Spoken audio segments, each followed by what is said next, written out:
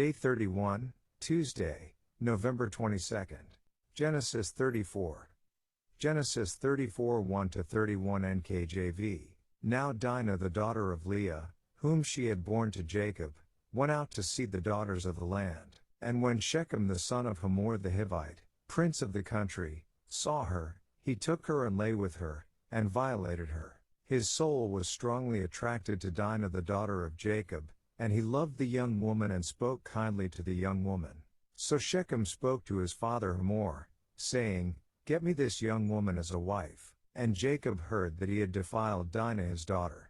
Now his sons were with his livestock in the field, so Jacob held his peace until they came. Then Hamor the father of Shechem went out to Jacob to speak with him. And the sons of Jacob came in from the field when they heard it, and the men were grieved and very angry, because he had done a disgraceful thing in Israel by lying with Jacob's daughter, a thing which ought not to be done. But Hamor spoke with them, saying, "The soul of my son Shechem longs for your daughter. Please give her to him as a wife, and make marriages with us. Give your daughters to us, and take our daughters to yourselves. So you shall dwell with us, and the land shall be before you. Dwell and trade in it, and acquire possessions for yourselves in it." Then Shechem said to her father and her brothers, "Let me find favor in your eyes, and whatever you say to me I will give. Ask me ever so much dowry and gift, and I will give according to what you say to me, but give me the young woman as a wife." But the sons of Jacob answered Shechem and Hamor his father, and spoke deceitfully, because he had defiled Dinah their sister. And they said to them, "We cannot do this thing, to give our sister to one who is uncircumcised, for that would be a reproach to us. But on this condition we will consent to you. If you will become as we are, if every male of you is circumcised, then we will give our daughters to you, and we will take your daughters to us, and we will dwell with you, and we will become one people. But if you will not heed us and be circumcised, then we will take our daughter and be gone." And their words pleased Hamor and Shechem, Hamor's son. So the young man did not delay to do the thing, because he delighted in Jacob's daughter. He was more honorable than all the household of his father. And Hamor and Shechem his son came to the gate of their city, and spoke with the men of their city, saying, "These men are at peace with us. Therefore let them dwell in the land and trade in it. For indeed the land is large enough for them. Let us take their daughters to us as wives, and let us give them our daughters. Only on this condition will the men consent to dwell with us, to be one people. If every male among us is circumcised as they are circumcised, will not their livestock, their property, and every animal of theirs be ours? Only let us consent to them, and they will dwell with us." And all who went out of the gate of his city heeded Hamor and Shechem his son. Every male was circumcised, all who went out of the gate of his city. Now it came to pass on the third day, when they were in pain, that two of the sons of Jacob, Simeon, and Levi, Dinah's brothers, each took his sword and came boldly upon the city and killed all the males. And they killed Hamor and Shechem his son with the edge of the sword, and took Dinah from Shechem's house, and went out. The sons of Jacob came upon the slain, and plundered the city, because their sister had been defiled. They took their sheep, their oxen, and their donkeys, what was in the city and what was in the field, and all their wealth. All their little ones and their wives they took captive, and they plundered even all that was in the houses. Then Jacob said to Simeon and Levi, "You have troubled me by making me obnoxious among the inhabitants of the land, among the Canaanites and the Perizzites, and since I am few in number, they will gather themselves together against me and kill me. I shall be destroyed, my household and I." But they said, "Should he treat our sister like a harlot?" Daily Deep Dive. Verse 1, Leah had 6 sons: Reuben, Simeon, Levi, Judah, Issachar, and Zebulun. After these 6 sons, she bore a daughter Dinah, Gen 30:21. This is the only daughter that is listed as being born to Jacob. Commentaries, like Adam Clark, John Gill, state that it is believed that Dinah is approximately 14 years old. Verse 1 also states that Dinah went out to see the daughters of the land. Being the only girl in the family, she likely was quite curious about how other girls dressed and acted. There is not even a hint of her going off looking for a relationship with a man.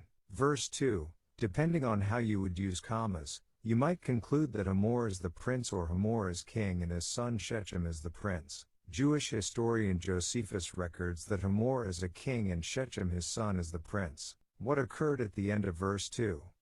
NKJV states saw her, he took her and lay with her, and violated her. ERV states took Dinah and raped her. NLT, saw Dinah, he seized her and raped her.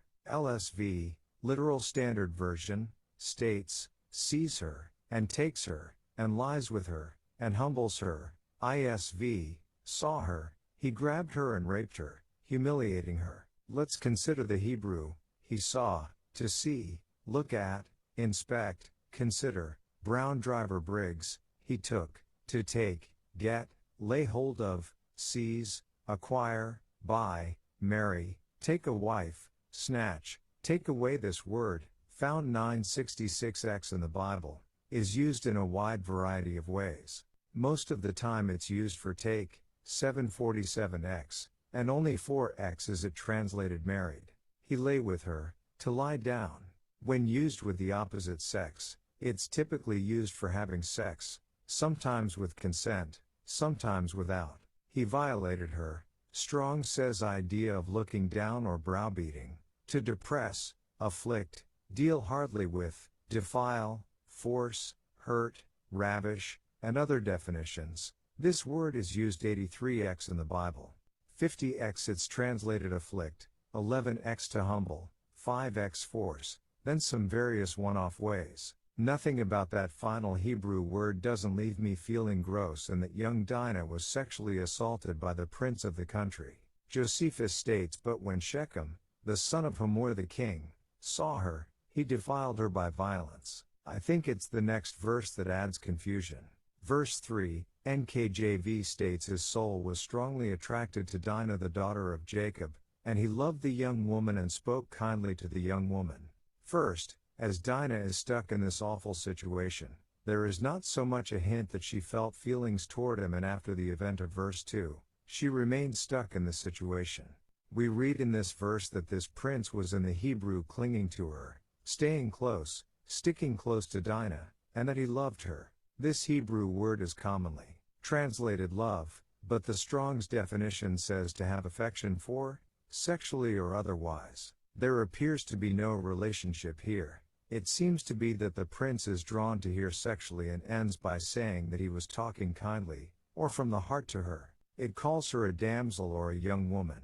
Strong's defines this word as a girl, from infancy to adolescence, indicating further that she was young at this time.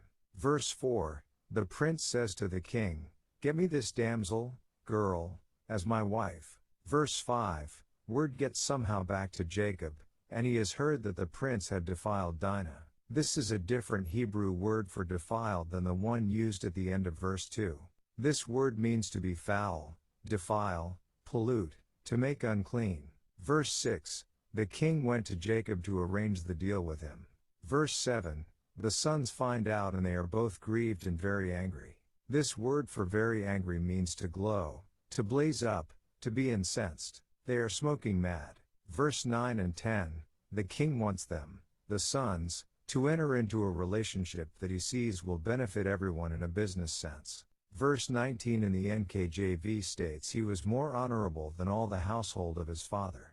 This seems again to contradict the situation where he acted very dishonorably. The Hebrew for honorable means to be heavy, to be rich, to have honor or glory. ERV states Shechem was the most honored man in his family. NLT states Shechem was a highly respected member of his family. ISV states now Shechem was the most important person in his father's household. It's my conclusion that this verse isn't talking about him being honorable in the sense of morality, but that he had power and position and had the influence to get all the men to get circumcised so that he could get married to Dinah. Verse 25, in their deceptive plan, Simeon and Levi, two of Dinah's 6 brothers, kill all the males of the city. They also, verse 26, kill the king and prince. They take back their sister and leave. I had never noticed until today that their sister has been kept at this home the whole time. She did.